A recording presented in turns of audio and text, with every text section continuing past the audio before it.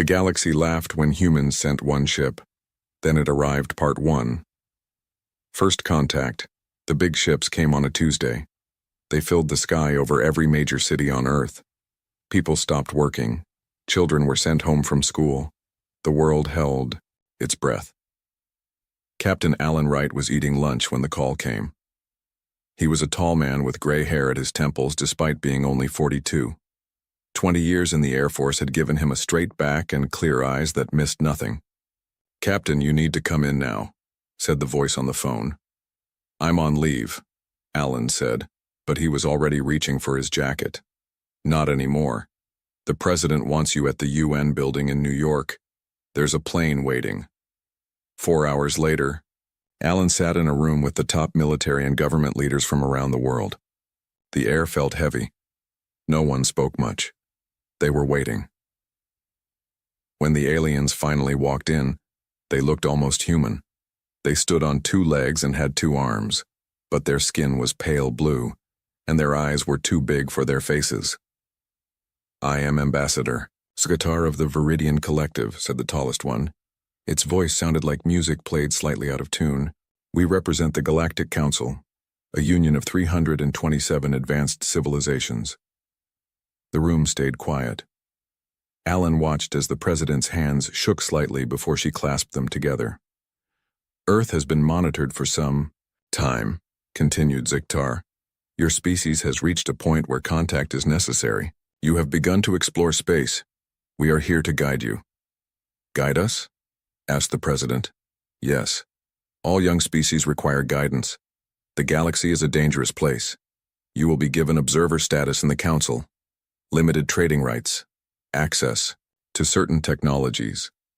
The Chinese premier leaned forward. "And if we want more than observer status?" The alien's large eyes blinked slowly. "That is not possible at this time. Your species is not ready.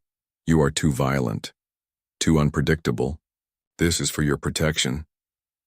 Alan felt something cold settle in his stomach. He had heard this kind of talk before, the kind of talk that came before terms were dictated. The meeting lasted for hours.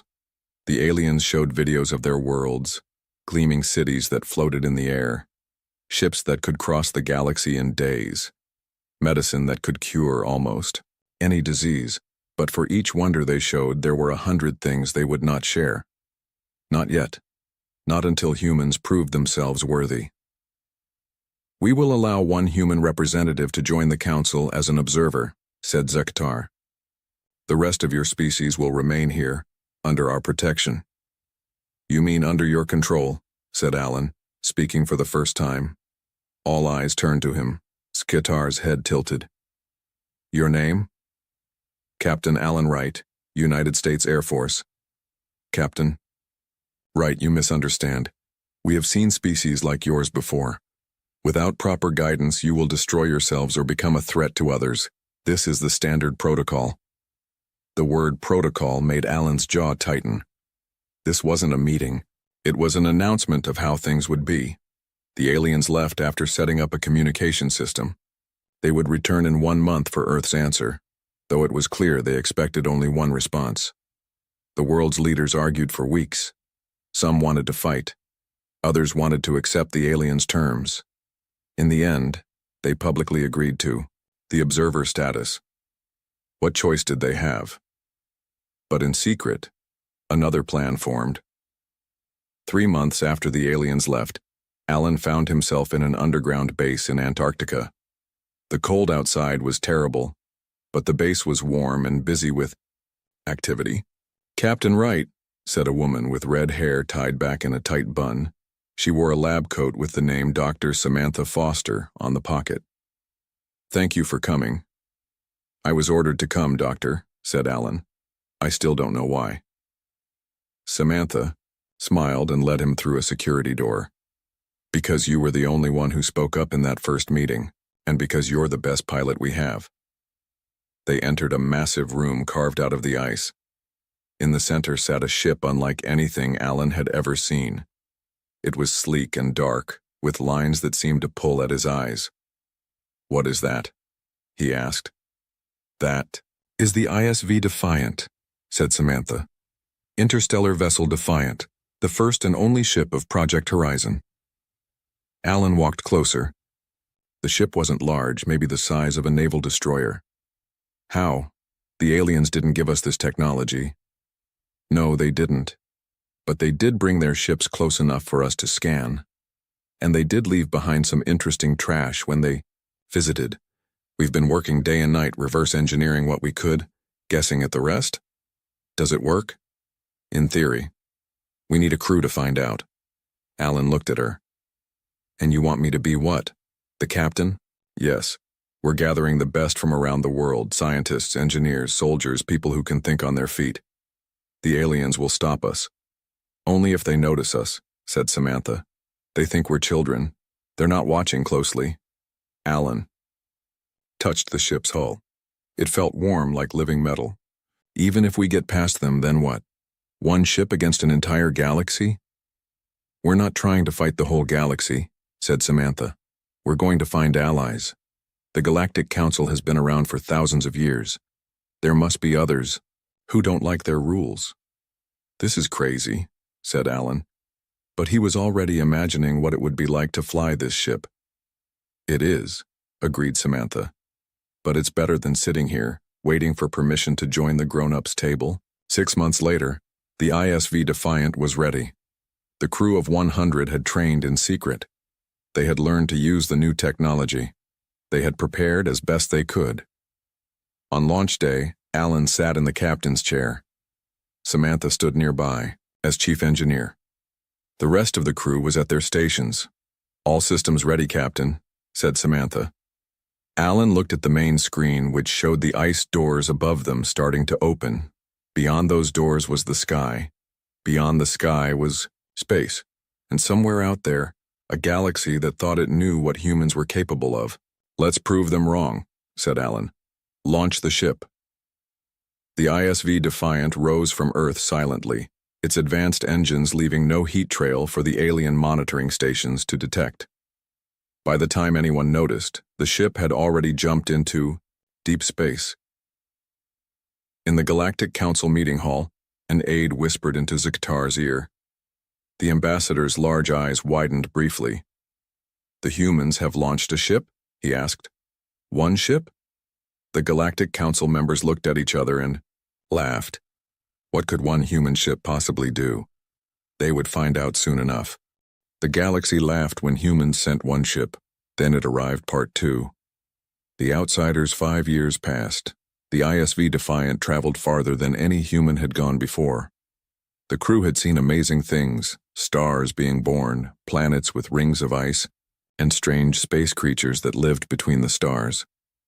Captain Alan Wright stood on the bridge looking at the main screen. His hair was completely gray now, but his eyes were still sharp. Captain, we're approaching the Orion Arm, said Lieutenant Greg Adams from his station. We're outside Galactic Council space now. Alan nodded. This was what they had been waiting for. A chance to meet other species without the Council watching over them. Sensors are picking up a planet with signs of advanced technology, said Catherine Daniels, the ship's science officer. She was young with short black hair and was the smartest person Alan had ever met. But there's something strange. The technology is advanced, but I don't see any space travel. Let's take a closer look, said Alan. The Defiant moved closer to the planet. It was beautiful with purple oceans and red lands. Cities spread across its surface, connected by fast trains that moved on tracks of light. I'm picking up a communication, said Richard Hayes, a thin man with glasses who worked at the communication station. They're asking who we are. Open a channel, ordered Alan. On the screen appeared a being unlike any they had seen before. It looked like it was made of clear crystal with patterns of light moving inside its body. I am Zentak of the Nithari people, said the crystal being. Who are you and how did you bypass the barrier? I'm Captain Alan Wright of the ISV Defiant from Earth. What barrier? The crystal being's lights flashed rapidly. The Council barrier, the energy field that keeps us from building ships that can leave our system. Alan looked at his crew. This was something they hadn't known. The Council wasn't just limiting humans. They were keeping other species trapped. We didn't know about any barrier, said Alan. We're not part of the council. We left without their permission. Zentak was quiet for a moment. You defied the council? This is interesting. You should come down to our world and talk. The Defiant landed on the Nithari world. The Crystal people welcomed them with open arms. Catherine spent days talking with their scientists, learning about their technology. Their math is amazing, Catherine told Alan one night. They can solve problems in seconds that would take our computers years. But the council has kept them from using their knowledge to build ships. Why would the council do this? Asked Alan. Control, said Samantha Foster, walking into the room. Her red hair had streaks of gray now. The council doesn't want competition. They keep species like the Nithari and us under their thumb. The Nithari told me about others, said Catherine. Species on nearby worlds who are also kept from reaching their potential. Alan made a decision. We came looking for allies. Let's find them. Over the next few months, the Defiant visited many worlds beyond council space. On the water world of Kepler 438b, they met the Lemurans, a species that looked like a mix between humans and fish. The Lemurans lived under the rule of council mining companies that took their planet's resources. John Miller, a strong man with dark skin who led the ship's security team, helped the Lemurans fight back. They destroyed the council's mining machines and took control of their own resources again. The council has been lying to everyone, John told Alan after they left Kepler 438b. They say they're protecting the galaxy, but they're just using everyone else. The Defiant's next discovery was the strangest yet. While hiding from a council patrol ship, they drifted into a cloud of dust and gas. Inside the cloud, they found ships of many shapes and sizes, all hiding together. We are the Veil Nomads, explained their leader, a tall, thin being with 6 arms. We have lived between the stars for generations, away from the council's eyes. Richard Hayes spent weeks learning the Nomads' language and history. They were once part of the council, he explained to Alan, but they disagreed with the council's rules and left. They've been hiding and collecting forgotten knowledge ever since. What kind of knowledge? Asked Alan. Ancient technologies. Ways of traveling through space that the council says are too dangerous but really aren't. The council likes their way of doing things and doesn't want change. As the Defiant continued its journey, word spread among the outsider species. Humans had come. Humans who didn't follow the council's rules. Humans who wanted to help others be free. One by one, representatives from these species asked to join the Defiant's crew. The Crystal Nithari taught them how to improve their computers. The Lamarans showed them how to heal wounds faster. The Veil Nomads gave them better ways to hide from council ships. When the Defiant visited Earth's secret colony on a distant moon, Alan met with the leaders from home. We never expected this, said the president, looking at the reports. We sent you to find help against the council. Instead, you've started a movement. These species were already unhappy, said Alan. We just showed them they weren't alone. The council is starting to notice, warned the president. They're asking questions about missing ships and rebellious planets. They still think Earth is just sitting quietly, waiting for permission to join their club. But that won't last forever. We need more ships, said Alan. The Defiant can't do this alone anymore. The president nodded. We've been building more, in secret, using what you've sent back to us, but we need time. Then we'll give you time, said Alan. We'll keep the council busy looking at the edges of their space while you prepare. Back on the Defiant, Alan gathered his crew and their new alien friends. The ship that had left Earth with 100 humans now carried over 200 beings from a dozen different worlds. The council has ruled the galaxy for thousands of years, he told them. They think they know everything. They think they can predict what every species will do. But they've never met humans before, and they've never seen what happens when the outsiders work together. The crew cheered. The Defiant's engines hummed as it prepared to jump to its next destination. On the bridge, Alan looked at the stars on the main screen. Where to, Captain? Asked Greg. Alan smiled. The council thinks we're just one ship, lost in the dark. Let's show them how wrong they are. The Defiant disappeared into the depths of space, carrying with it the hopes of many worlds. The revolution had begun. The galaxy laughed when humans sent one ship. Then it arrived, Part 3. The adaptive edgeword spread through council space about the human ship. Most council members laughed it off. One ship could not change the way things had been for thousands of years. The council had millions of ships. They had weapons that could destroy planets. What could one human ship do? Then reports started coming in. A mining station destroyed. A prison planet with all its inmates gone. Communication centers going silent. Always, witnesses reported seeing the same ship. A dark vessel that appeared from nowhere and vanished just as quickly. In the grand meeting hall of the Galactic Council, Ambassador Ziktar stood before the High Council. "These humans are becoming a problem," said the head counselor, a being, made of pure energy contained in a floating metal shell. "You said they were primitive." "They were," said Ziktar. "They should be. Their technology was centuries behind ours.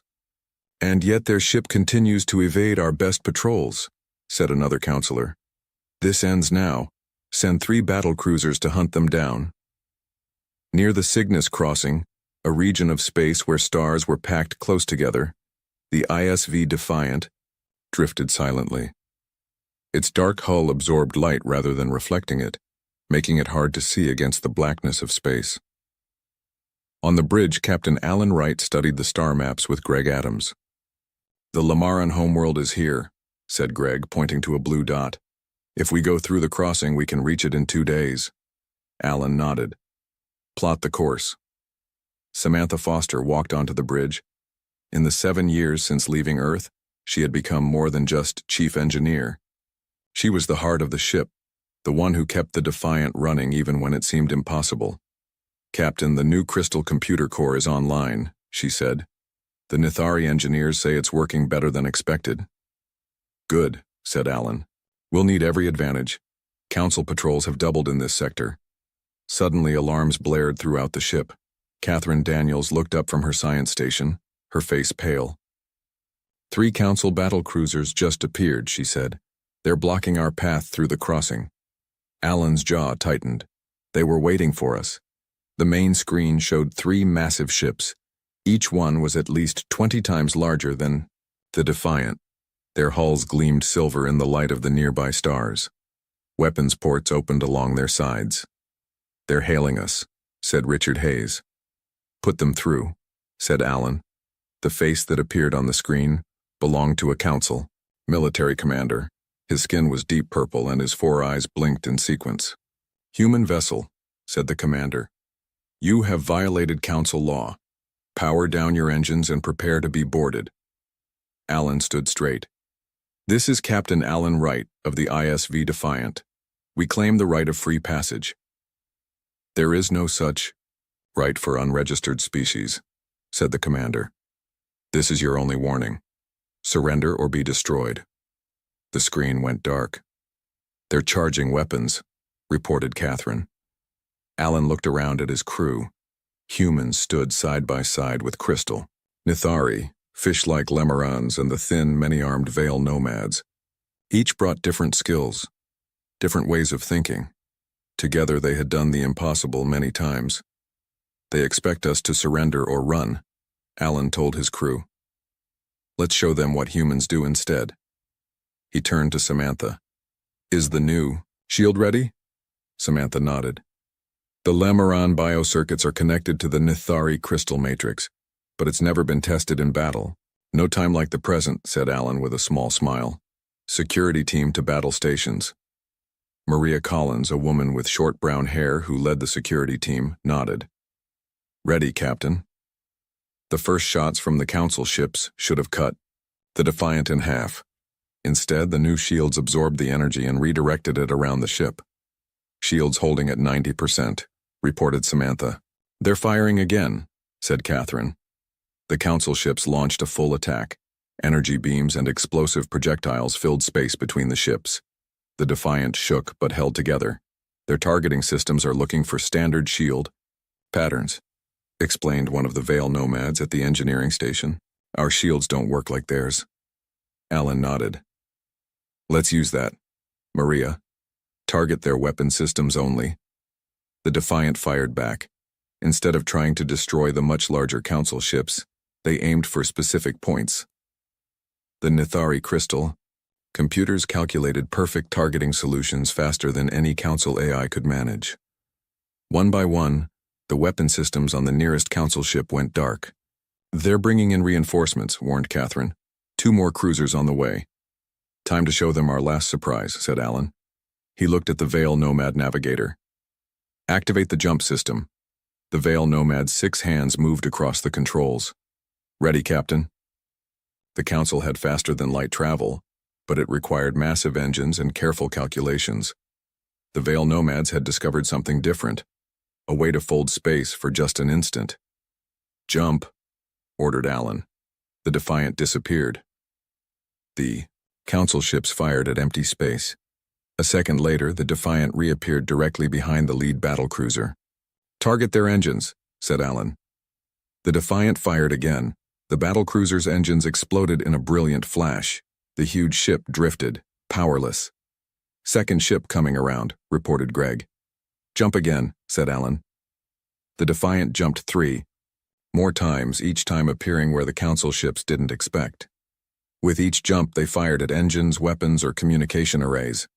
They didn't try to destroy the ships, just disable them. Within 20 minutes, 2 of the 3 original battlecruisers floated dead in space. Their crews were alive, but their ships couldn't move or fight. The third ship turned to run. Let them go, said Alan. We want them to tell others what happened here. As the last Council ship fled, cheers broke out across the Defiance bridge. They had done it. A single ship had faced 3 of the Council's best battlecruisers and won. Richard. Hayes looked up from his communication station. Captain, I'm picking up transmissions from the Council ship. They're telling everyone what happened. No one believes them. Alan smiled. They will soon enough. Back on Earth, Dr. William Jackson stood in a massive underground hangar. Around him, 20 ships were under construction. Each one incorporated the lessons learned from the Defiant's journey. We just got the news, said his assistant. The Defiant won a battle against 3 Council battlecruisers. William nodded. Then it's time. Launch the first 5 ships. Let's show the Council that the Defiant isn't alone anymore. Across the galaxy, the news spread like wildfire. The impossible had happened. A single ship from a primitive world had defeated the Council's finest. And rumor had it, more human ships were coming. The galaxy had laughed when humans sent 1 ship. No one was laughing now. The galaxy laughed when humans sent 1 ship. Then it arrived. Part 4. The Council fractures. The Great Hall of the Galactic Council had never been so loud. Representatives from hundreds of worlds shouted over each other. Some demanded immediate action against the humans. Others called for caution. Ambassador Zikatar stood silently as the chaos unfolded around him. His mission to keep Earth contained had failed completely. Now the Council itself was in danger of falling apart.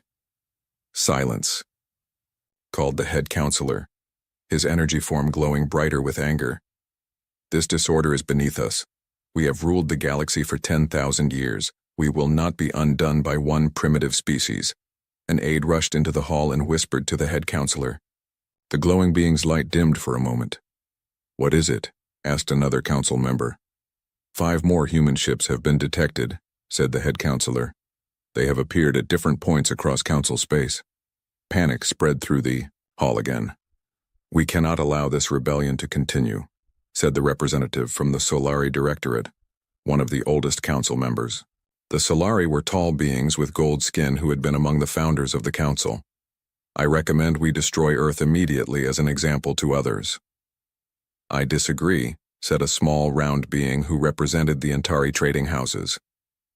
These humans have shown remarkable abilities. Perhaps we should reconsider our position, offer them full membership.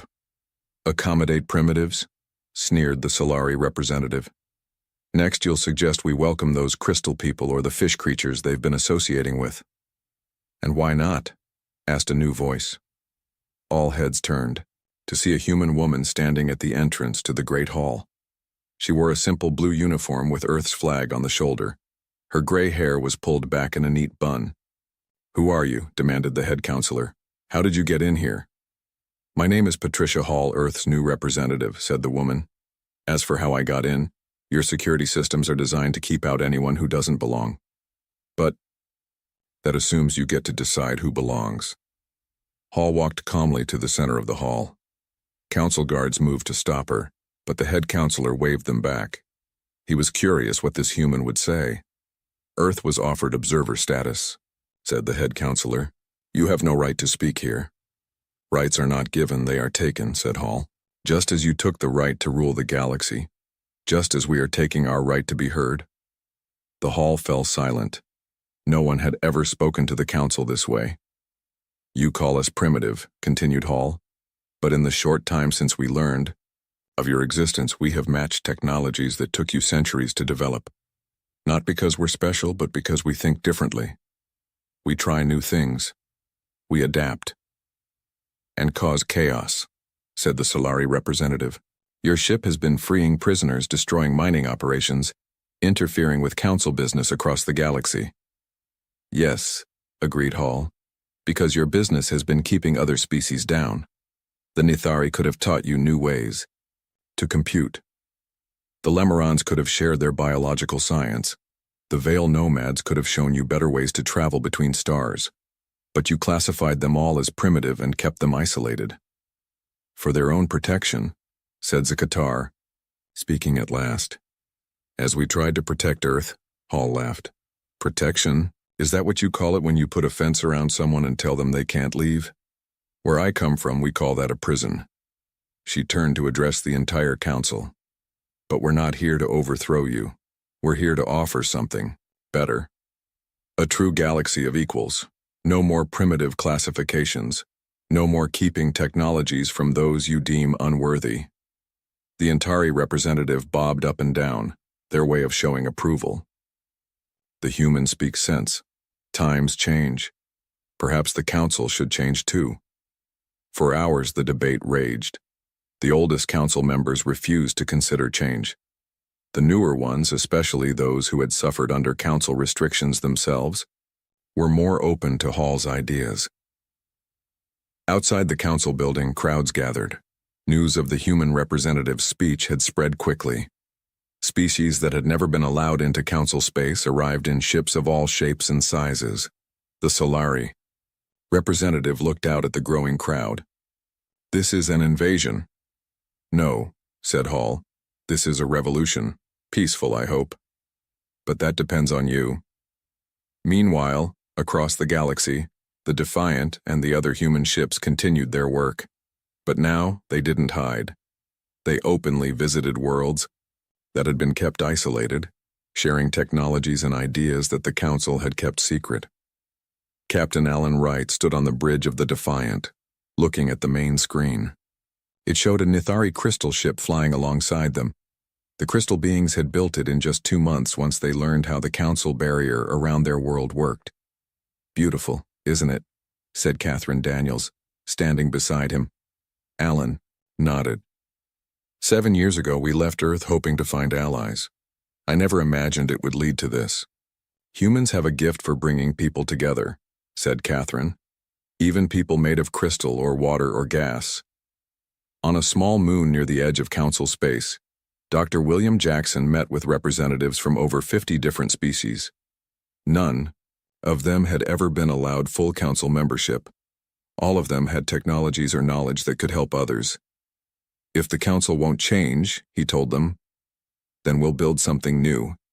A galactic confederation where all species are welcome, where knowledge is shared, not controlled. Back in the Council hall, the debate had reached a breaking point. The Council was splitting along ideological lines. The old guard, led by the Solari, refused to give up any power. The reformers, led by the Antari, supported Hall's vision of equality. This is your last chance, said Hall. Join us in building a better galaxy or be left behind by history. The head counselor's energy form flickered as he considered the options. For 10,000 years, the council had ruled without challenge. But in just a few short years, humans had changed everything. We will need time to consider these matters, he said finally. Of course, said Hall, but don't take too long. The galaxy is changing, with or without your approval. As she left the council hall, Hall smiled to herself. The old council was already dead. They just didn't know it yet. What would replace it remained to be seen, but for the first time in thousands of years, the future of the galaxy was open to new possibilities. And it had all started with one ship. The galaxy laughed when humans sent one ship. Then it arrived, Part 5. A new galactic order. 10 years had passed since the ISV Defiant first left Earth. 10 years that had changed the galaxy forever. The massive space station hung in orbit above Earth. It was built in the shape of a wheel, with spokes leading to a central hub. Ships of all kinds docked along its outer ring. Some were sleek and fast. Others were large and slow. Each one carried visitors from different worlds. Admiral Allen Wright stood at the window in his office looking out at the ships. His hair was white now, but his eyes still held the same determination they always had. "Admiral, they're ready for you," said a young officer at the door. Allen nodded. "Thank you, Lisa." Lisa Foster smiled at him. She looked just like her mother, Samantha, had when the Defiant first launched. Lisa had been only a child then. Now she was an officer herself. Together they walked to the main meeting hall. The room was circular, with seats arranged in rising tiers. Each seat held a representative from a different world. There were over 500 of them now. Allen took his place at the speaker's platform. Beside him stood Ambassador Patricia Hall and other leaders of what was now called the Galactic Confederation. 10 years ago, Allen began, Earth was told to wait, to observe, to know our place. Instead, we sent one ship to find our own way. The hall was silent as everyone listened. That ship found more than we expected. It found others who had been told the same thing. Wait, observe, know your place. He looked around the room. Crystal Nithari sat next to fish-like Lamarans. The many-armed Veil nomads shared a section with gas beings who floated in special containers. Humans from Earth mixed with species from across the galaxy. Today we signed the charter that makes the Confederation official, continued Allen. Not a council that rules from above, but a group of equals who work together. Ambassador Hall stepped forward with a data tablet. The first law of our Confederation is simple. Knowledge belongs to everyone. Technology is to be shared, not controlled. Any world that joins us agrees to this. One by one, the representatives came forward to sign the charter. Some used hands, others used tentacles or light beams or mental powers. The method didn't matter. The meaning did. When the signing was done, Allen found himself standing with his old crew from the Defiant. "Did you ever think it would come to this?" asked Catherine Daniels, now head of the Confederation's Science Division. Allen shook his head. "Never. We just wanted to prove humans deserved a place at the table. Instead, we built a new table," said Richard Hayes with a laugh. Samantha Foster joined them, her arm linked with her daughter's, and everyone is welcome at it. The old council had not gone quietly. There had been battles. The Solari Directorate and a few other ancient species had tried to keep their power by force, but they found themselves facing not just human ships, but vessels from dozens of once restricted worlds. In the end, most council worlds had joined the Confederation. A few, like the Solari, had retreated to their own territories, closing their borders and refusing to participate in the new galactic order. As the celebration continued, Allen slipped away to a quiet corner. There he found a familiar, blue-skinned figure waiting. "Ambassador Zikatar," said Allen, surprised. "I didn't know you were here." The Viridian nodded his large head. "I thought it appropriate to witness this moment. My people voted to join your confederation yesterday." "I'm glad to hear it," said Allen. "Your knowledge will be valuable to everyone." Ziktar studied Allen with his large eyes. "I still don't understand. How did one ship change everything?" The Defiant was just one small vessel. Allen smiled. But it wasn't just a ship, was it? It was an idea. The idea that different doesn't mean worse. That we all have something to offer. The council believed order was more important than freedom, said Ziktar, and we believed freedom leads to a better kind of order, said Alan. Look around you. The Nithari crystal computing has advanced medicine beyond what the council ever achieved. The Lemeron biotechnology is helping feed hungry worlds. The Veil Nomad's jump drive has opened new parts of the galaxy for exploration. Ziktar was quiet, for a moment. And what have humans contributed? Besides starting all this?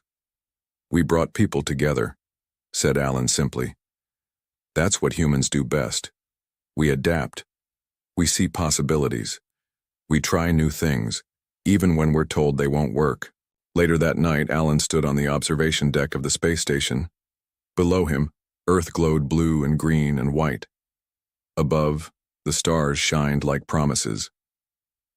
The door opened, and Samantha Foster walked in. After all these years, she was still his closest friend. Can't sleep? She asked. Alan shook his head. Just thinking about how far we've come, and how far we still have to go, added Samantha. The Confederation is just beginning. There will be problems.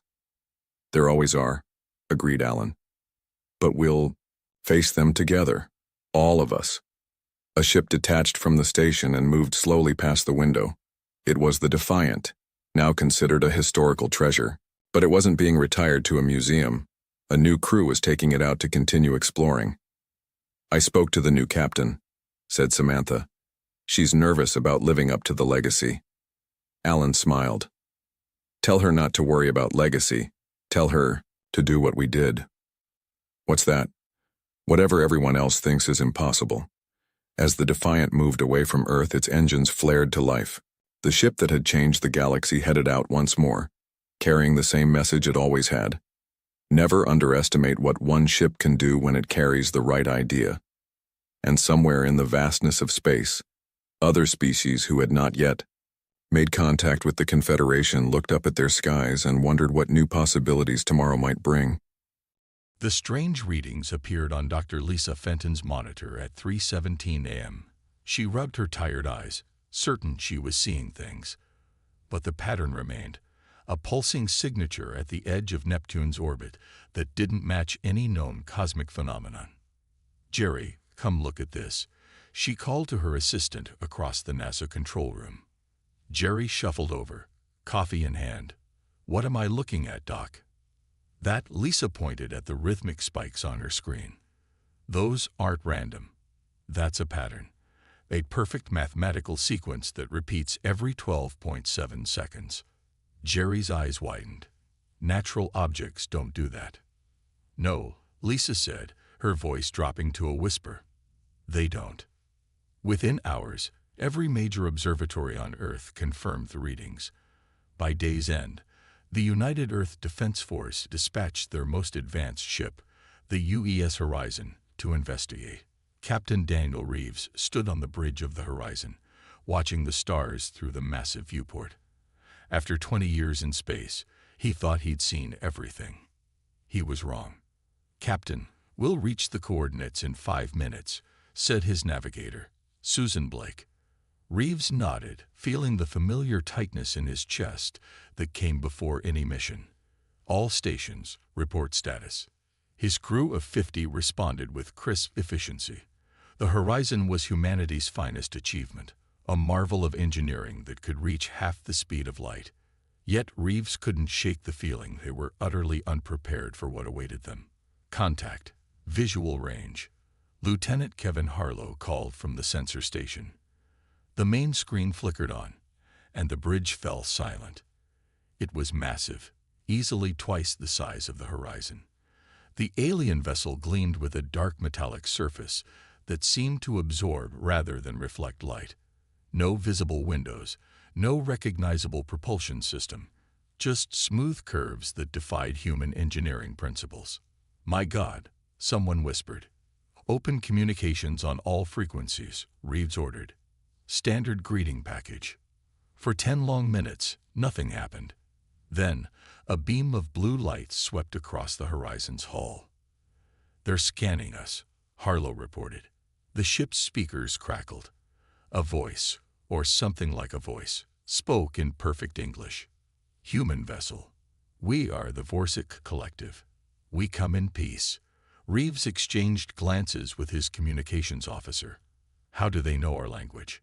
Before anyone could answer, a request came through to establish a video link.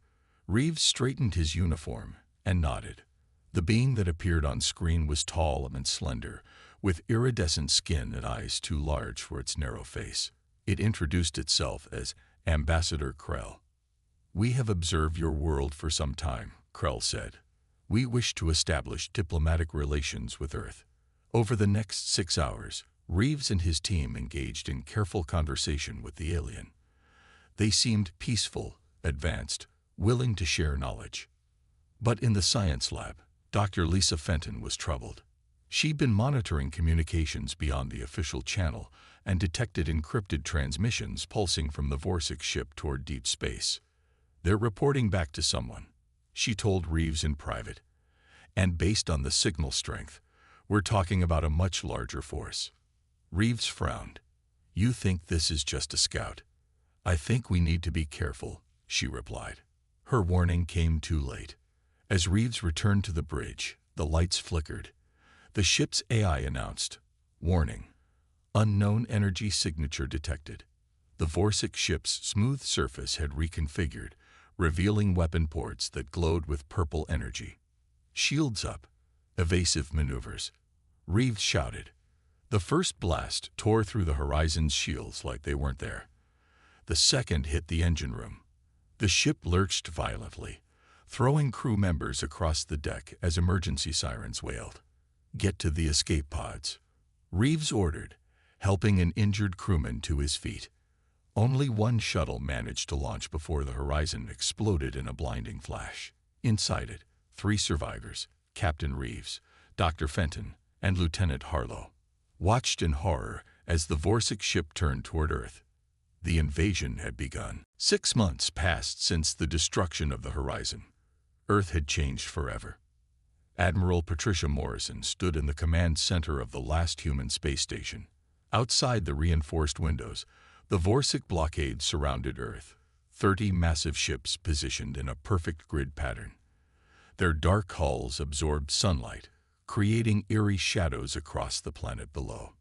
"Status report," Morrison demanded, her gray hair pulled tight in a bun, face lined with exhaustion. "Mars colony hasn't responded in 3 weeks," reported her second-in-command. "Europa station went silent yesterday." Morrison closed her eyes briefly. 2 more human outposts gone. The 3 survivors from the horizon had warned them, but Earth hadn't prepared quickly enough. When the main Vorsic fleet arrived, humanity's weapons proved useless against their shields. Nuclear missiles, rail guns, laser arrays, all ineffective. The aliens simply absorbed or deflected everything thrown at them. In Colorado, deep beneath the Rocky Mountains, Dr. Alan Wright worked in a secret facility known to only 12 people in the world. Surrounded by holographic displays and prototype weapons, the scientist hadn't slept in days. His beard had grown wild, his eyes bloodshot. "Run simulation 347 again," he told the lab's eye. On the main screen, a virtual representation of his creation, Project Nemesis, engaged a Vorsic ship. The results were better than previous tests, but still not good enough. Wright slammed his fist on the desk. "Damn it. What are we missing?" A voice came through the intercom. "Dr. Wright, the refugees from Mars have arrived. They're ready for debriefing." The Mars survivors gathered in a conference room. They looked thin, haunted. One woman, a mining engineer named Kelly Martinez, described what she had seen. "They don't just kill," she explained, voice trembling. "They transform. They change the atmosphere, the soil composition. It's like they're terraforming Mars to suit themselves. Anyone who gets in the way is eliminated." "How do they fight?" Wright asked. "What are their weaknesses?" Martinez shook her head. "They're methodical. Perfect coordination. It's like they share one mind. Above Earth, Admiral Morrison's last defensive fleet engaged the Vorsic. Human ships fought bravely, but were vastly outnumbered. Morrison watched from her command ship as Earth's orbital platforms, their last line of defense, exploded one by one. 70% of orbital defenses are gone, her tactical officer reported, voice shaking. Morrison made the hardest decision of her career. Send the order. All remaining ships. Execute Protocol Omega. Protocol Omega meant retreat. Survival. Hiding what remained of Earth's fleet in pre-designated locations across the solar system. It meant accepting that they couldn't win this fight. Not now. Not with their current weapons. As Morrison gave the order, her ship took a direct hit. The bridge erupted in flames and screams. "Admiral!" Someone shouted through the smoke. "We need to evacuate." Morrison looked one last time at the tactical display, watching as the Vorsic ships began their descent toward Earth's atmosphere. She nodded grimly and followed her crew to the escape pods. On Earth, the first Vorsic landing ships touched down in major cities: New York, London, Beijing, Moscow. Their forces moved with precision, establishing control zones and processing centers for humans. In the Appalachian wilderness, former Marine Sergeant Eric Summers watched the distant glow of burning cities. Around him, 20 survivors huddled in an old hunting cabin. Soldiers, civilians, a doctor, 2 children. "What do we do now?" asked a young woman clutching the shotgun. Summers checked his rifle. "We fight. We watch. We learn their patterns. And we wait for an opening." "Wait for what?" someone asked. "The military is destroyed. The government's gone dark." Summers looked up at the night sky, where Vorsic ships glowed like new, malevolent stars. "For a miracle," he said quietly, "or for someone to build one." Deep in his mountain laboratory, Dr. Wright received an encrypted message from Admiral Morrison's escape pod. The message contained just 4 words. "Activate Project Nemesis now." Smoke filled the air over what was once New York City. Vorsic patrol ships hummed between damaged skyscrapers, while their ground forces moved through the streets with mechanical precision. Sergeant Eric Summers watched from the broken window of an abandoned office building. His resistance group had grown to 57 people in the last month. Not an army, but enough to cause trouble. "They're changing their patrol schedule again," said Becky Ross, a former police officer who tracked Vorsic movements. "3rd time this week." "They learn fast," Summers replied. He lowered his binoculars and turned to his team. "But so do we." The resistance had discovered something important about the Vorsic. Despite their advanced technology, they were predictable. They followed patterns, schedules, and routines without deviation. Once you learned their system, you could find gaps to exploit. 200 miles away, in the Appalachian Mountains, another team from Summers' resistance made a discovery. They had tracked strange Vorsic activity around old mining areas. "They're drilling," said Jack Powell, a former mining engineer. "And not randomly. They're after specific minerals." Powell showed the team samples he collected near Vorsic extraction sites. Rare earth elements, the same materials used in advanced electronics and quantum computing. "They need these for their tech," Powell explained. "Their ships, their weapons, all of it depends on these elements." This was the first potential weakness they had found. If the aliens needed Earth's resources, they could be vulnerable during collection and transport. Summers organized a daring raid on a Vorsic mining operation. Against all odds, they managed to capture a live Vorsic, a worker-class alien separated from its unit. They'd brought it to their hidden base in an old bomb shelter. Dr. Lisa Fenton, who had joined Summers' group after months in hiding, examined the captive alien. Unlike the diplomat they had seen on the horizon, alarms screamed through the mountain facility as Dr. Wright rushed Lieutenant Harlow toward the central chamber of Project Nemesis. The floor shook from Vorsic weapons hitting the mountainside above them. "We have 15 minutes before they breach the outer defenses," Wright said, typing access codes into a massive steel door. It slid open with a hydraulic hiss. Inside was a large circular room dominated by a strange chair surrounded by curved screens and blinking lights. Cables ran from the chair to humming machines that lined the walls. "What exactly is Project Nemesis?" Harlow asked, staring at the setup. Wright checked monitors as technicians rushed around them. "Something that should never have been built," he said. "A weapons platform that combines AI, drone swarms, and experimental quantum technology. Why was it shut down?" "Because it's too powerful, too dangerous." Wright paused. "The project started as a defensive system, a way to control thousands of combat drones simultaneously. But we discovered something unexpected." Another explosion rocked the facility. Dust fell from the ceiling. The human mind, properly connected to the system, can do more than just control drones. It can expand, evolve, become something new. Wright's eyes showed both wonder and fear.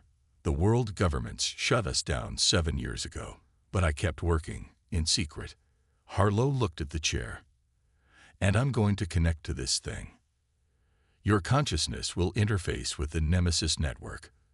You'll control everything it controls, every drone, every system. But the neural load," Wright hesitated, "could kill me." "You said that already." Harlow removed his jacket. "Let's do this." Technicians attached sensors to Harlow's head and arms. The chair reclined automatically. "Once we start, we can't stop the process," Wright warned. "Are you sure?" On a security monitor, they watched Vorsic forces cutting through the outer door. Harlow nodded. "Do it." Wright pressed a series of buttons. The machines hummed louder. Harlow's body tensed, his back arching as the neural connection formed. In his mind, Harlow experienced something impossible to describe. His consciousness expanded beyond his body, flowing through digital pathways. He could suddenly sense thousands of dormant drones hidden in silos across the planet. Each felt like an extension of his own body. In the control room, Wright watched Harlow's vital signs with growing concern. Heart rate too high. Brain activity off the charts. "His mind is connecting to the entire network," a technician reported with awe. "All systems coming online." Across the world, in hidden bunkers and underwater bases, thousands of specialized combat drones activated simultaneously. They were unlike anything humanity had deployed before. Sleek, adaptable machines that could fly, swim, or burrow through Earth. Back in the mountain facility, the inner doors began to melt under Vorsic weapons. Security personnel fired desperately at the first aliens pushing through. "We're out of time," someone shouted. Wright looked at Harlow, whose eyes had opened but stared blankly ahead, seeing something beyond the room. "Lieutenant, can you hear me?" Harlow's voice came through the speaker system instead of from his mouth. "I can hear you. I can hear everything." His voice sounded strange, as if multiple people were speaking in perfect unison. "I can see them, all of them, everywhere." "The Nemesis system is fully online," a technician confirmed. The facility shook again as the Vorsic breached the final door. They poured into the main corridor, advancing toward the Nemesis chamber with weapons raised. Wright placed his hand on Harlow's shoulder. "Lieutenant, if you can hear me, we need help. Now." Harlow's vacant eyes blinked once. "Help is coming." Above the facility, the sky darkened as hundreds of combat drones suddenly appeared, converging on the Vorsic ships. Inside the mountain, smaller drones emerged from hidden compartments in the walls, engaging the alien forces in the corridors. For the first time since the invasion began, the Vorsic were caught by surprise. Humanity's war machine had arrived. The Vorsic soldiers entered the Nemesis chamber with weapons raised. They moved as one unit, perfectly coordinated. The few human security guards who remained fired back, but they were hopelessly outmatched. Then the air in the chamber changed. Small drones, no bigger than a fist, poured from hidden vents in the walls. Hundreds of them swarmed around the Vorsic soldiers, moving with impossible precision. Tiny lasers cut through alien armor. Micro-explosives detonated in perfect sequence. The Vorsic fell back, confused by the unexpected resistance. For the first time, their perfect formation broke. Dr. Wright watched in amazement. The drones moved like a single organism, or like extensions of Harlow's own body. In the neural interface chair, Harlow sat motionless except for his eyes, which darted rapidly behind closed lids. The screens around him displayed feeds from around the world as the Nemesis system fully activated. "Lieutenant, can you hear me?" Wright asked. Harlow's voice came through the facility's speakers. "Yes, and more. I can see through thousands of eyes now. The Vorsic are everywhere, but so are we." Outside the mountain facility, larger combat drones engaged the Vorsic ships. Unlike conventional weapons, these drones seemed to adapt instantly to Vorsic defenses. When one attack failed, they immediately tried new approaches. Similar scenes played out across the planet. In New York, Sergeant Summers and his resistance fighters watched in disbelief as swarms of unmarked drones descended on Vorsic positions. The aliens, caught by surprise, retreated for the first time since the invasion began. Admiral Morrison received reports from around the globe. "The Nemesis system is operational," she told her command staff. "For the first time, we're pushing them back." But the most remarkable discovery came from Dr. Lisa Fenton. Studying data from the captured Vorsic worker, she noticed something extraordinary when the Nemesis drones attacked. "The Vorsic can't predict our movements anymore," she told Summers over a secure channel.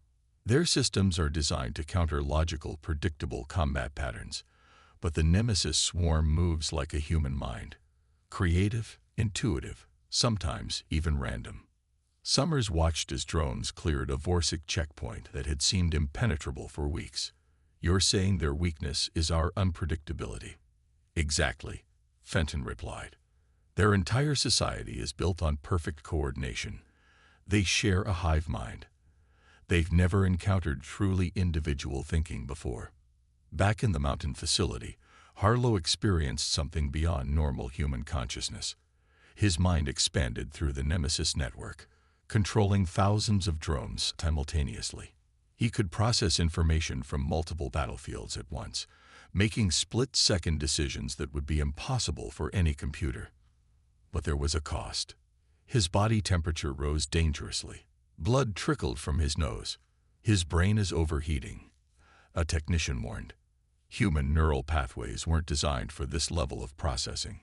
Wright checked Harlow's vital signs with growing concern. "Lieutenant, we need to reduce your connection depth. You're pushing too hard."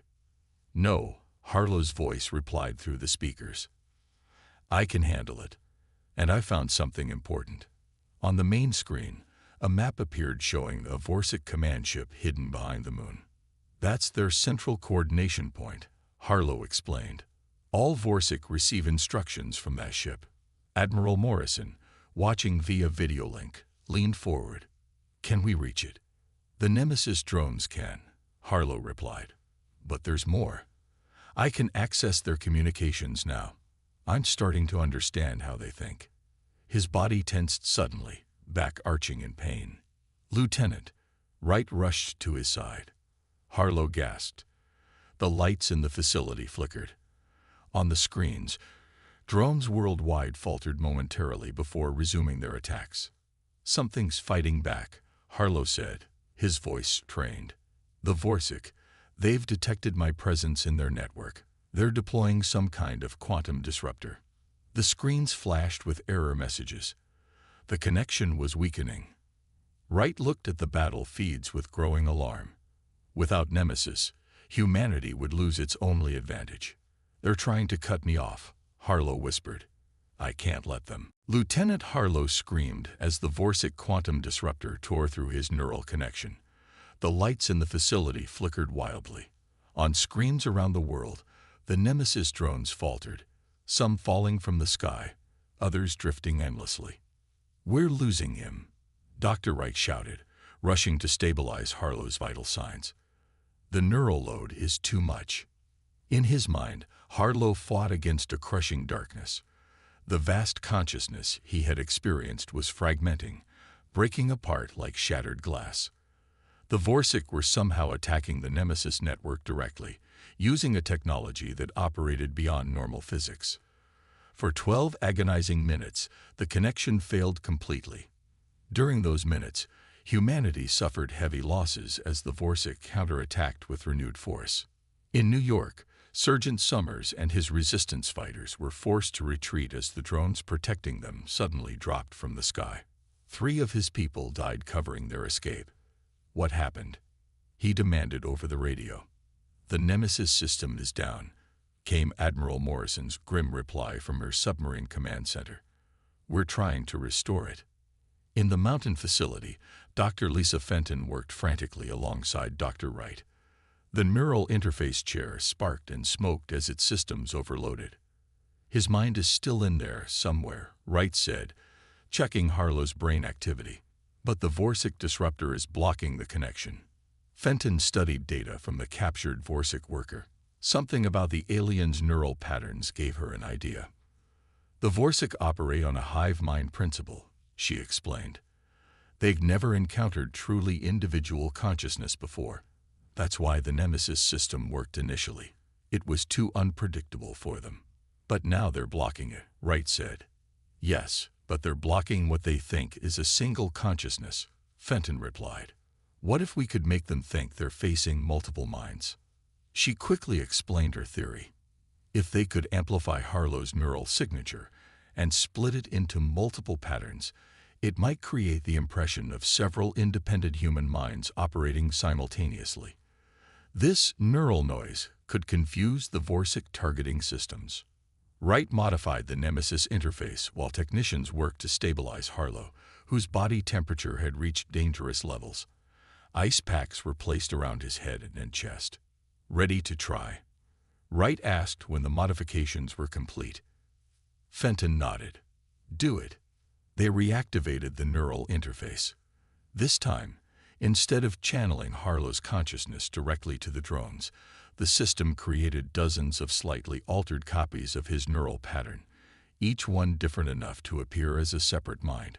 Harlow gasped as the connection reformed. Inside his mind, he experienced a strange doubling effect, as if he were thinking with multiple brains at once. It was disorienting but somehow manageable. Broadcasting neural patterns across all frequencies, a technician reported. On screens around the room, they watched as the Vorsic ships suddenly began to move erratically. The alien forces, so perfectly coordinated before, fell into disarray. It's working, Wright said in amazement. They can't target the neural signals because they can't tell which one is real. Harlow's voice came weakly through the speakers. I'm back in their systems. I can see their communication network. The Nemesis drones reactivated worldwide, once again fighting with human unpredictability. But now they had an additional advantage. The Vorsic couldn't coordinate their defense effectively. In cities across the planet, resistance fighters emerged from hiding to find the Vorsic in confusion. Alien soldiers moved without purpose, sometimes even firing on each other. Admiral Morrison received reports of Vorsic ships retreating from Earth's atmosphere. They're falling back, she told her command staff. For the first time, they're actually retreating. But the victory was far from complete. Through the Nemesis system, Harlow could sense the Vorsic regrouping.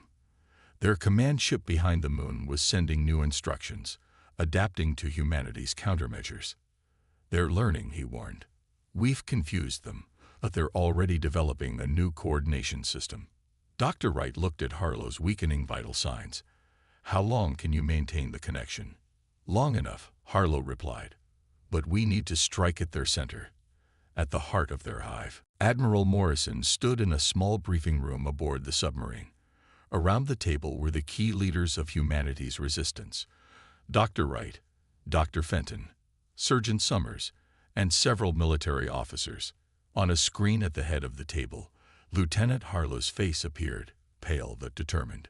The Vorsic command ship is our target, Morrison said, pointing to holographic images of a massive vessel hiding behind the moon. According to Lieutenant Harlow's intelligence, this ship houses what they call the Nexus, the central intelligence that coordinates all Vorsic forces. Summers studied the image. How do we reach it? We don't have ships that can get to the moon anymore. We don't, Morrison agreed. But the Nemesis drones do. Dr. Wright explained the plan. A special group of advanced Nemesis drones would escort a small human strike team to the Vorsic command ship. Using Harlow's access to their systems, they would board the vessel, locate the Nexus, and shut it down. "This is a suicide mission," one of the officers said. "Maybe," Morrison replied. "But it's our only chance to end this war." Volunteers were selected for the mission. Admiral Morrison would lead the strike team herself, along with Sergeant Summers, Dr. Fenton, and 5 elite soldiers. The team prepared in a hidden launch facility in the Pacific Ocean. They wore specially designed spacesuits with limited weapons and equipment. Their main advantage would be surprise and Lieutenant Harlow's connection to the Nemesis system. "The Vorsics still don't fully understand how our neural interface works," Harlow explained through a communication link. "I can mask your approach and guide you through their ship." The launch occurred at midnight. A swarm of Nemesis drones surrounded the small human shuttle, hiding it from Vorsic sensors. The journey to the moon took just under 4 hours, using captured Vorsic propulsion technology. As they approached the massive command ship, the team saw its true scale for the first time. It was the size of a small city, with a smooth, dark surface that seemed to absorb light. "I've identified an access point," Harlow's voice said in their helmets. "Maintenance bay on the lower level. Their attention is focused on Earth right now." The shuttle slipped inside the Vorsic ship without detection. The team moved through dark corridors guided by Harlow's instructions. Occasionally, they passed Vorsic workers who, confused by the neural noise Harlow was broadcasting, simply ignored the human intruders. "We're mapping as we go," Dr. Fenton whispered, scanning the alien technology around them. "This ship is incredible. Their material science is centuries beyond ours." After navigating through a maze of passages, they reached the central chamber. Inside was a pulsing blue sphere surrounded by what looked like liquid metal. "The Nexus. I'm detecting unusual activity," Harlow warned. "The Nexus knows you're there." The liquid metal began to move, forming into a humanoid shape. It spoke in perfect English. "Humans, I have been waiting for you." Morrison raised her weapon, but the figure made no aggressive move. "I am the Nexus central control of the Vorsic Collective. You have proven unexpected. You invaded our world," Morrison said, "killed millions of our people. The Nexus seemed to consider this. You are the 17th species we have encountered, the only one to offer meaningful resistance. Your minds are different." "Different how?" Dr. Fenton asked. "Unpredictable. Individual. All other species we found shared collective thought patterns, as we do. Your fragmented consciousness should have made you weaker. Instead, it has made you stronger." Summers stepped forward. "Why are you telling us this? We came to destroy you." "I understand your intent," the Nexus replied. "But you should know the consequences. I am the central controller of all Vorsic. If I am destroyed, they will all die instantly. Billions of lives across 17 systems." Morrison faced a moral dilemma she never expected: commit xenocide or risk humanity's extinction. "There must be another way," she said. "There is not," the Nexus replied. "Only one species can survive. The choice is yours." Summers checked the explosives they had brought. "Admiral, what are your orders?" Before Morrison could answer, the chamber doors slammed shut. "I cannot allow you to make that choice," the Nexus said, its voice now cold. "The collective must survive." The chamber filled with a strange gas as the Nexus began to shift form again. Admiral Morrison and her team quickly put on their emergency breathing masks. "Lieutenant Harlow, we're trapped," Morrison called through her comlink. "The Nexus has sealed us in." Thousands of miles away, Harlow sat in the neural interface chair, his consciousness still connected to the Nemesis system. Through the drones positioned throughout the Vorsic ship, he could see what was happening. I'm trying to override their security systems, he replied, his voice strained. But the Nexus is blocking me. The liquid metal form of the Nexus expanded, filling more of the chamber. Your species cannot be allowed to threaten the collective. You are too unpredictable, too individual. This makes you dangerous. Dr. Fenton stepped forward despite Morrison's warning gesture. That's what you fear, isn't it? Our individuality. You've never encountered anything like it before. It is chaos, the Nexus replied. Inefficient, wasteful. It's what makes us human, Fenton said. And it's why we'll never surrender. Morrison saw an opportunity in this exchange. We're offering you a third option. Withdraw your forces from Earth and never return. We'll let you live. The Nexus seemed to pause, considering. Impossible. Resources have been committed. The collective has decided. You are the collective, Morrison pressed. You can decide differently. No. The Nexus began to pulse with energy. This discussion is over. Sergeant Summers noticed metal restraints emerging from the walls. Look out. The team scattered as the restraints shot toward them.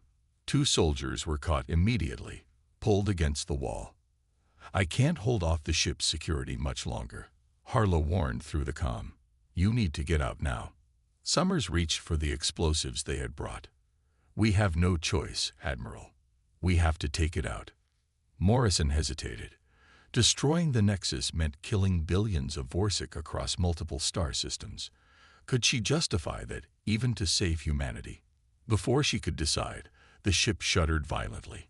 A new voice came through their comms. Strike team, this is Dr. Wright. The Vorsic fleet has begun a final assault on Earth. They're targeting our remaining population centers with some kind of planet-killer weapon. We have minutes at most. The choice became clear. Morrison nodded to Summers. Set the charges. As Summers moved to place the explosives, the Nexus attacked again. Metal tendrils wrapped around Morrison's legs, pulling her down. More security drones poured into the chamber. Cover him, Morrison ordered, firing at the drones. Dr. Fenton and the remaining soldiers created a protective circle around Summers as he worked. One by one, they fell to the Vorsic defenses. Charges set. Summers called. 2-minute timer. Everyone out now. But the doors remained sealed. They were trapped with the explosives. Summers looked at the team, then at the small service tunnel he had noticed earlier. It was barely big enough for one person. That tunnel might lead to an escape pod, he said to Morrison. Get the survivors out. I'll hold them off. Sergeant, no time to argue. Admiral, Earth needs you. Summers pushed her toward the tunnel entrance. Go. Morrison wanted to protest, but knew he was right. She helped Dr. Fenton and the one remaining soldier into the tunnel.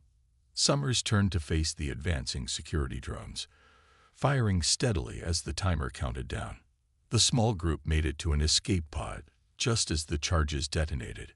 The explosion rocked the entire command ship, sending shockwaves through its structure. Back on Earth, Harlow screamed as his neural connection to the Nexus was suddenly severed. The strain nearly killed him, but something unexpected happened. Instead of simply disconnecting, he somehow managed to isolate and contain the Nexus consciousness in the last microsecond before its destruction. The Vorsic fleet, suddenly leaderless but still alive, fell into confusion. Their weapons powered down, their coordinated attack dissolving into chaos. 1 month later, Earth was beginning to rebuild. Scattered Vorsic ships were being captured or destroyed. Most had simply shut down without the Nexus to guide them. In the mountain facility, Dr. Wright and Dr. Fenton examined Lieutenant Harlow. He had changed fundamentally. His mind now existed partially within the Nemesis system, neither fully human nor machine. I can still sense them, Harlow said, his voice coming simultaneously from his mouth and the facility speakers. New signals from deep space. Some are threats. Others, potential allies. Admiral Morrison nodded. Then we'll be ready for both. In orbit, the first ships of Earth's new fleet took shape, built with adapted Vorsic technology. The galaxy had no idea what was coming. Humanity's war machine was just getting started.